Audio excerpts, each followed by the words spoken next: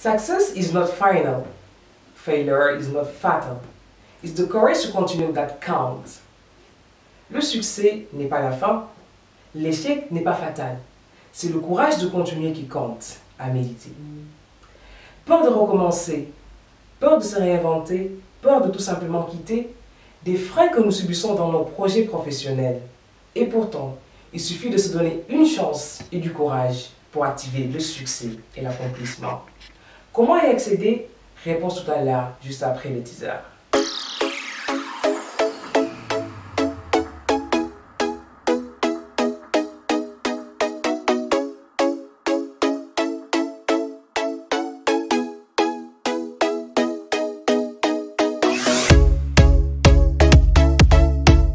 Bonjour à tous et bienvenue dans votre émission La Boussole, l'émission qui est là pour vous inspirer dans vos choix professionnels et personnels.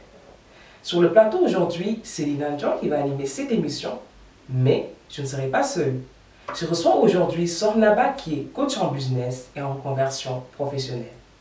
Avec elle, nous allons décortiquer tous les aspects qui ont trait à la reconversion professionnelle et à la création de business. Bonjour Sorna. Bonjour Célina. J'espère que tu vas très bien. Très bien, merci. En tout cas, c'est un immense plaisir et un honneur de te recevoir aujourd'hui sur le plateau de La Boussole. Je t'en prie. Alors, sans plus tarder, on va commencer par l'habitude. Ici, on a une habitude, c'est quoi? C'est de laisser le soin à notre invité de se présenter.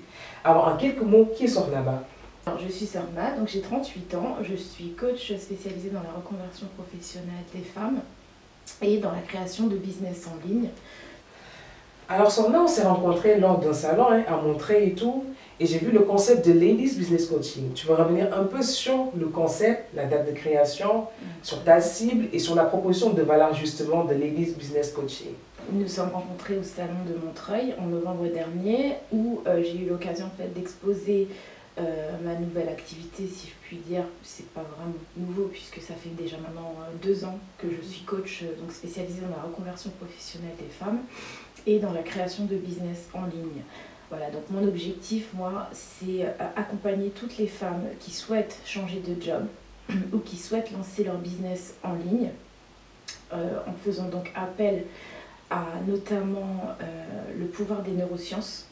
Les neurosciences, en fait, pour vulgariser, c'est tout ce qui a trait au cerveau, en fait, au cerveau humain, au mécanisme du cerveau. Donc, en fait, ce qu'il faut savoir, c'est que pour la reconversion professionnelle, on va être souvent face à certains blocages.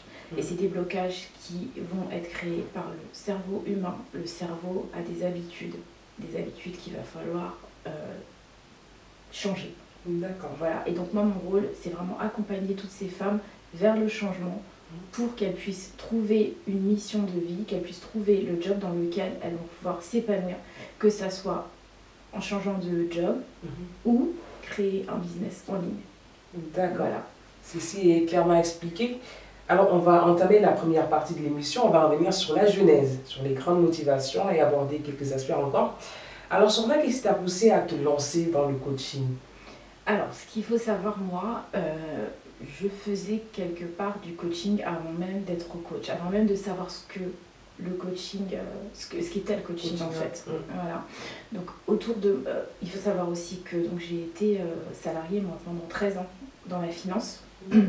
Et donc autour de moi, j'avais cette habitude-là, j'étais toujours la personne vers laquelle en fait les gens, et plus particulièrement en fait des amis de bureau, se tournaient quand ils avaient besoin de conseils sur le recrutement, quand ils avaient besoin de conseils sur la manière de faire le CV.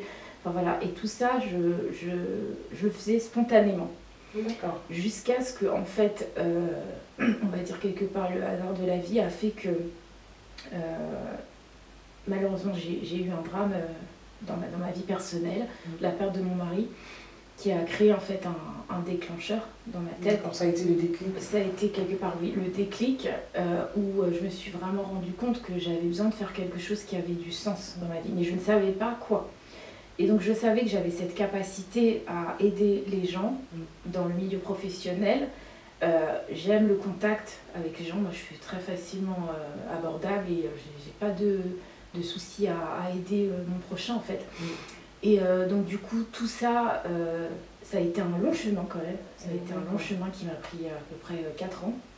entre le moment où j'ai perdu mon compagnon et le moment où je me suis réellement lancée dans différentes formations.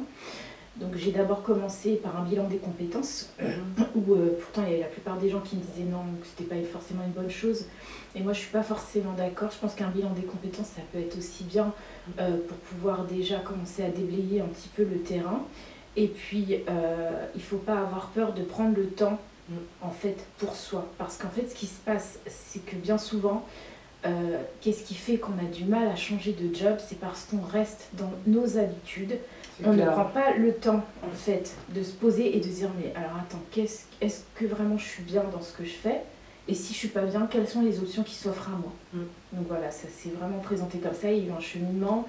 Donc moi je me suis posé toutes ces questions-là, j'ai fait ce travail sur moi-même d'abord, avant de comprendre que, avant même d'être à même d'aider les femmes autour de moi en fait. J'ai fait ce travail moi-même, j'ai fait ce chemin moi-même, et donc je suis capable aujourd'hui d'accompagner les femmes autour de moi, puisque maintenant je sais ce par quoi elles passent en fait. D'accord, justement. Voilà. En tout cas, c'est très important parfois comment on appelle, de s'investir ou bien de s'initier dans ce milieu, parce que tu as fait un peu le trajet, tu sais un peu de quoi est fait la route, donc je pense que tu es plus apte à amener ces femmes vers le changement, parce que tu connais de quoi il s'agit. Tout à fait. Alors, il y a un truc que j'ai remarqué, lors du salon, tu m'as aussi parlé de ça, c'est que ton coaching est fait pour les femmes.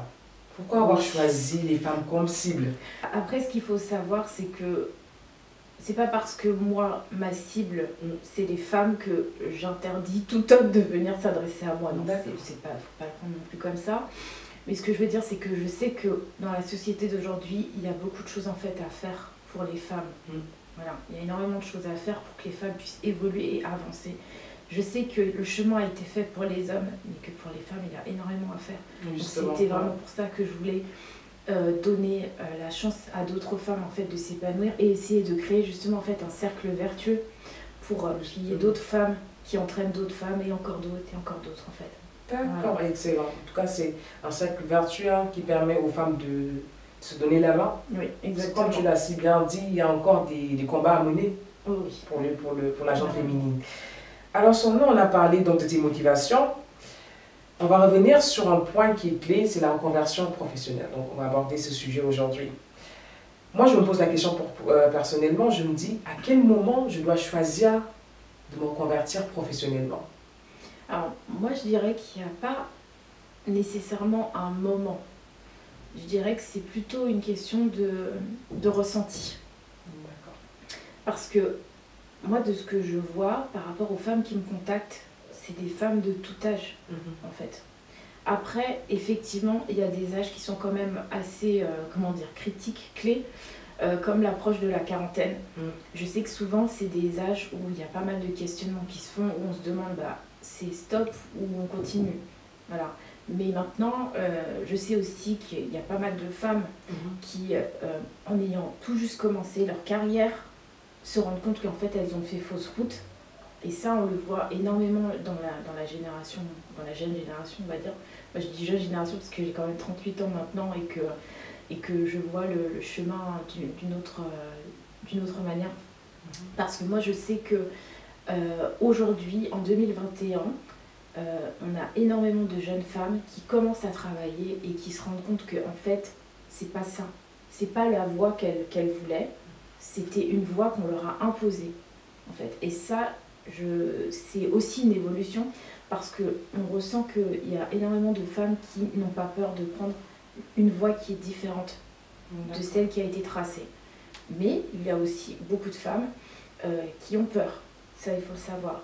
Donc, est-ce qu'il y a un temps vraiment pour se reconvertir? Je dirais que non. Tout est une question de volonté, de ressenti profond.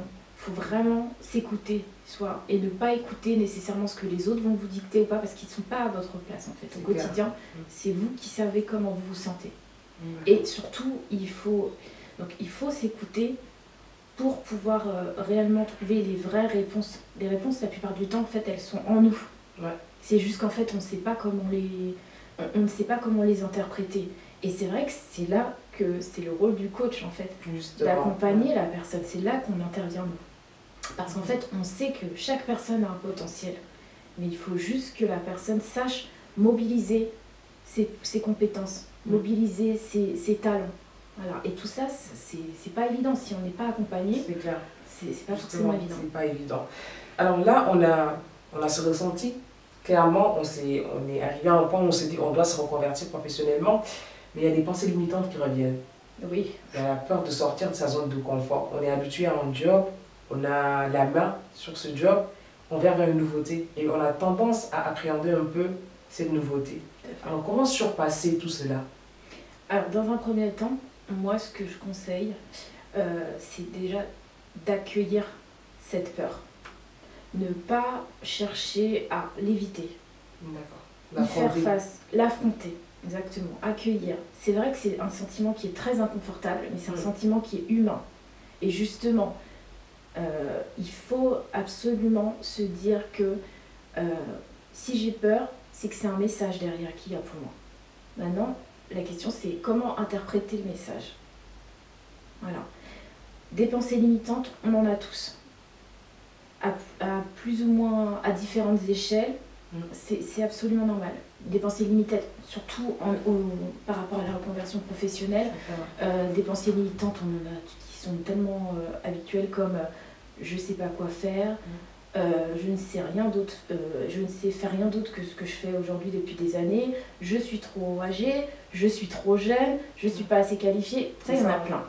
J'ai une vie de famille, j'ai des enfants. Exactement. Il y a toujours une bonne raison pour se dire qu'en fait, c'est pas le bon moment. Et au final, quand on prend le temps de travailler justement sur toutes ces peurs, sur toutes ces croyances limitantes, on se rend compte que c'est pas forcément des croyances qui sont liées à la reconversion professionnelle ou à la création d'un business, ou en tout cas à la sphère professionnelle, mais c'est souvent des croyances qui sont liées à soi, à l'amour de soi, à l'estime de soi, en fait. C'est bien souvent ça. Donc c'est pour ça que le coaching, moi, que j'offre à toutes ces femmes-là, c'est, comme je te le disais au départ, c'est plutôt un coaching qui est basé sur les neurosciences, donc basé sur les mécanismes du cerveau. Voilà. Donc c'est d'abord identifier quels sont ces mécanismes et comment les contrer. Comment les contrer et comment reprogrammer donc le cerveau pour faire en sorte d'atteindre en fait ces objectifs-là. Ok, voilà. Super. Alors, là tu as donné un peu quelques astuces pour surpasser ces peurs. J'ai une question à te poser encore, c'est quelles sont les clés qui nous permettent de réussir finalement sa conversion professionnelle? Alors, les clés, c'est d'abord de planifier. C'est important ça. Planifier, c'est important. Si j'ai un conseil à donner, c'est prendre un bon agenda, planifier ses objectifs. Déjà se poser et se demander qu'est-ce que moi je veux réellement dans ma vie, pour moi. Voilà. Et à quelle échéance? Parce que quand on se pose des échéances aussi, ça nous permet tout simplement de s'organiser. Et aussi, ne pas se dire que... Ne pas en faire toute une montagne, ne pas vouloir prendre le problème dans l'ensemble, mais plutôt découper en petites séquences, en petits zones. Exactement, c'est ça. Mais si on veut tout prendre dans l'ensemble, on n'y arrivera pas. Mais ça, c'est valable pour n'importe qui, en fait. D'accord. Tout ceci est clair hein, concernant la conversion professionnelle. On a eu quelques clés, des astuces aussi pour bien le réussir. On va partir vers un point qui m'intéresse beaucoup, l'entrepreneuriat. Oui.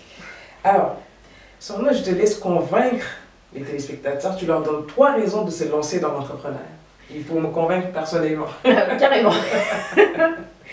Alors, 3 raisons. Moi, la première raison que je dirais, c'est d'abord, pour nous les femmes, parce que bon, c'est vrai que moi, c'est orienté vers les femmes, c'est déjà la confiance en soi.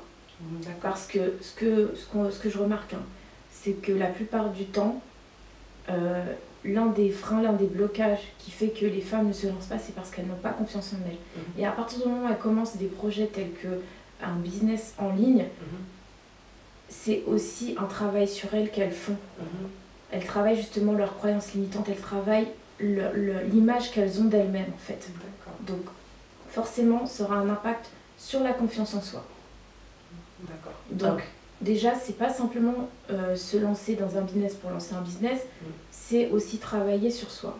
C'est un double bénéfice en fait. D'accord. Voilà. Qui dit entreprendre, dit construction d'une confiance en soi. Exactement, dit développement personnel en fait. Justement. Ouais.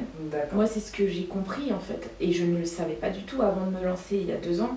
Moi, pour moi, lancer un business, c'était juste lancer un business. Ouais. Il n'y avait pas de travail à faire sur son mindset en fait, sur son état d'esprit. Mais en réalité, il y a un travail qui se fait aussi en amont.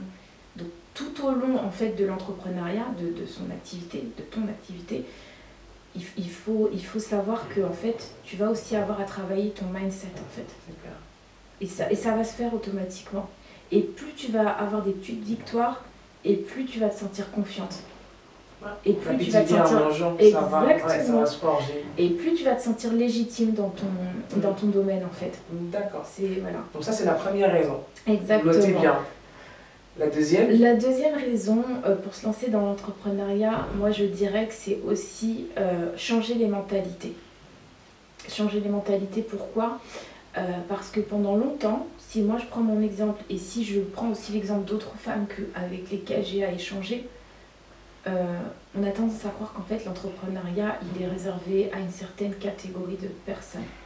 En fait, on a l'impression que c'est un milieu fermé, alors que pas du tout. C'est juste qu'en fait il faut avoir le courage d'entreprendre, et plus il y aura du monde, plus il y aura des femmes qui auront le courage d'entreprendre, et plus en fait ça va démocratiser en fait le domaine. Justement, ouais, Voilà. Et déconstruire les clichés sur le pouvoir de la femme. Exactement. Tout ça en fait, tout est lié. Tout est lié. Donc oui, moi je dirais que réellement aussi, l'entrepreneuriat va contribuer au changement des mentalités. Ouais. Justement. Ah, ça commence à me convaincre. On passe à la troisième raison. Troisième raison, aussi pour des femmes qui sont mamans comme moi, je pense que c'est aussi montrer l'exemple. Montrer l'exemple aux enfants, à la génération en fait qui arrive, que en fait tout est possible. Et que l'essentiel, c'est de s'épanouir quel que soit le domaine. En fait. C'est important. Ouais, c'est très important. Donc ça permet déjà à l'enfant d'avoir ce courage d'oser et de pouvoir s'épanouir, pas en suivant les règles de la société, mais plutôt ses règles à lui. D'établir ses propres règles. D'accord. Alors, donc là, je suis convaincue, hein. Donc je veux me lancer dans l'entrepreneuriat. Mais un problème, c'est que je ne sais pas quel produit, quel service, quelle cible. Donc je ne sais pas définir ma niche. Comment tu accompagnes les gens à définir justement leur niche pour pouvoir créer leur business? Alors, donc comme je le disais, moi vraiment, mon coaching il est basé sur les neurosciences, donc les sciences du cerveau, les blocages. Donc une fois qu'on aura déverrouillé, qu'on aura levé tous ces obstacles internes, ces freins internes, on aura la vraie personnalité, le vrai pourquoi, la vraie mission de la personne. Et à partir de là, une fois qu'on aura défini la mission, le pourquoi de cette personne-là, on va pouvoir réfléchir à un produit, à une idée du moins de business avant de penser à un produit. Parce qu'en fait, ce qu'il faut savoir, c'est que quand on va lancer son business, il faut quand même partir de soi. Toujours partir de soi. C'est-à-dire partir de ce qu'on aime, de ce qu'on sait faire, de ce qui nous passionne. Parce que si on n'est pas passionné par ce qu'on fait, ça ne va pas tenir sur la durée. C'est clair. La passion, comme on dit, c'est... Exactement. Ça nous permet de persévérer, c'est le moteur. Ça va être le moteur. Il faut avoir ce moteur-là. Parce que ce qu'il faut savoir aussi dans l'entrepreneuriat, il va y avoir énormément d'obstacles qui vont venir se dresser et c'est absolument normal. Mais si on a une vision, si on a un pourquoi qui est clair, si on a un objectif, ces obstacles-là, je ne dis pas que ce sera facile, mais on pourra les surmonter. Voilà. Donc tout d'abord, vraiment identifier ce qu'on aime, ce qu'on sait faire le mieux. Et à partir de là, commencer à regarder aussi ce que fait la concurrence. D'accord. Ben oui, parce que en fait c'est important parce qu'on ne peut pas être hors sol comme ça. Et il faut vraiment regarder ce que fait la concurrence, non pas pour copier, mais juste pour s'inspirer de ce qu'ils font. Pour voir en fait ce qui fonctionne aujourd'hui sur le marché. Voilà. Et ensuite, une fois qu'on a regardé un peu ce que fait la concurrence, on a aussi, il y a plein d'astuces, je ne vais pas tout donner là ici, mais en fait, ce qui se passe, c'est qu'on va faire aussi comme une petite enquête en fait, sur les réseaux sociaux, essentiellement sur les réseaux sociaux, sur Internet, pour voir en fait ce qui intéresse éventuellement la cible aussi. Voilà.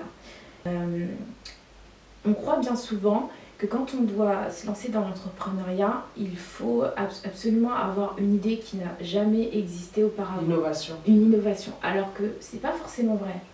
Parce que on peut avoir des idées qui sont là depuis des années et chaque personne aura une solution différente à apporter en fonction d'un produit qui est déjà existant. On a l'exemple par exemple de Apple.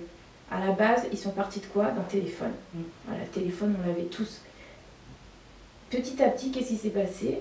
Ils ont pensé à rajouter tout simplement un téléphone avec différentes fonctionnalités, différentes applications. Donc ils sont partis d'un produit existant et ils ont rajouté l'idée, la solution que eux pensaient être la bonne solution pour tous les clients. Justement. Et bien là c'est pareil.